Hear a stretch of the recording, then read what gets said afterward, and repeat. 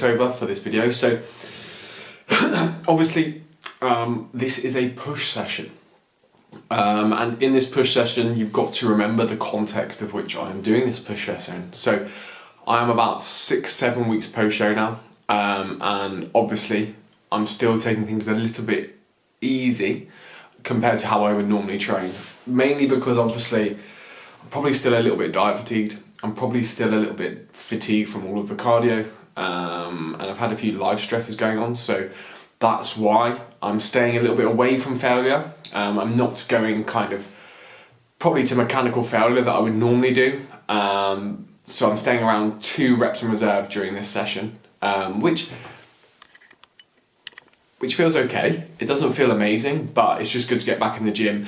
And the goal now is to kind of work my numbers up, because I've changed gyms, so work my numbers up from kind of baseline volume and baseline performance following my show, and work it up. So as you'll see, my first exercise is a Incline Watson chest press. So this is a heavy machine, and as you can see, I've got my belt on. I wouldn't normally press in a belt, however I'm struggling with core stability since developing IBS following my show. So the main cues here is that I'm trying to reset my pressing basically, and that's with all of my movements. I'm really trying to make sure that my chest is doing the work, because I'm finding that my shoulders often take over, and funnily enough, my shoulders are a stronger body part than my chest. So one way I'm doing this is I'm thinking about when I'm performing the eccentric, I'm actually rowing the weight down so that my lats are engaged. I'm not necessarily pinning my scapula back and down.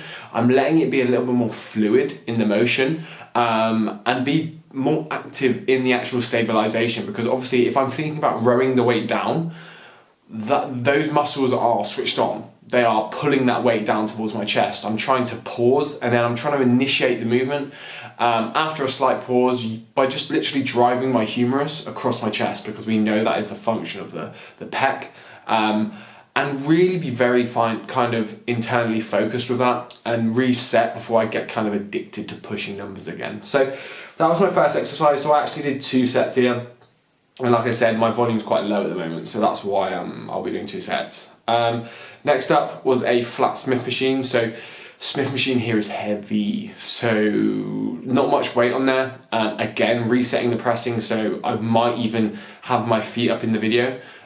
So I'm not using any leg drive. I'm keeping my core engaged, and I'm not really arching my back too much. I'm not going for that excessive back arch because I'm not a power lifter, so I'm not trying to train the movement, I'm trying to train my chest.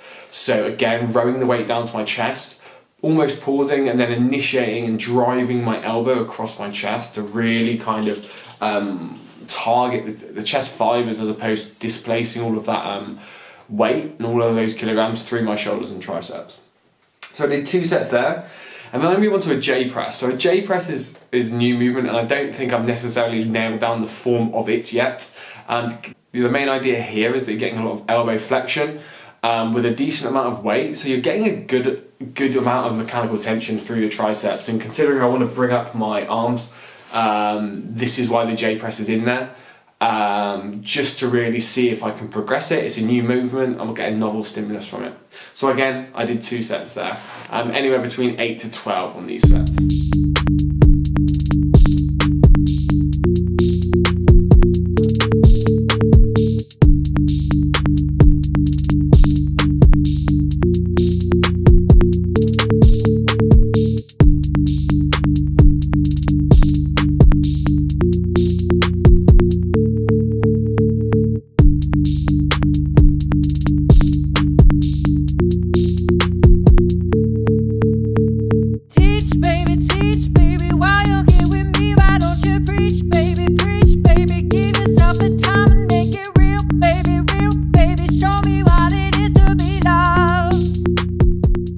And then it was just onto some chest flies, so a little bit more metabolite focused here. So I'm trying to focus on getting as much blood into the muscle, build up those metabolites, because again, we know that is one mechanism of hypertrophy.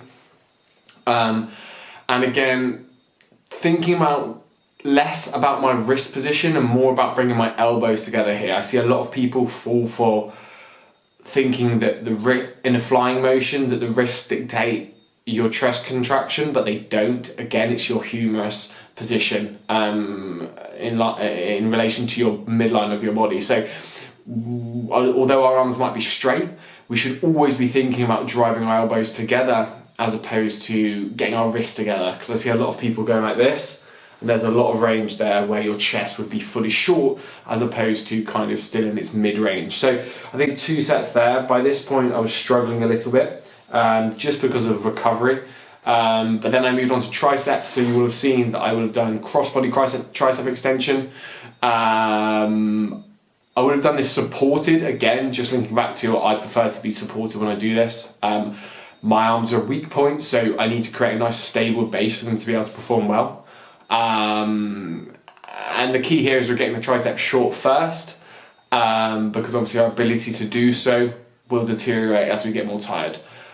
So get the tricep short with the crossbody tricep extension, and then we'll move on to the lengthening later on. So after the crossbody tricep extension, I did some shoulder work. So I did chest supported laterals or lying laterals, depending on which video you'll see. And again, shoulders are a stronger point for me, so they are lower down the exercise order. You have seen tons of people using the lateral raise. I'll be thinking about like raising up and out as opposed to just up, because if you go up, you're very often just pulling your traps a lot as opposed to targeting your lateral head as you're trying to. So I did about 4 sets here because I think they can take a little bit more volume. I've been through different rep ranges. My shoulders very rarely get DOMs, so I can push volume with those a little bit higher, and more efficiently. And then lastly, I did the katana tricep extension.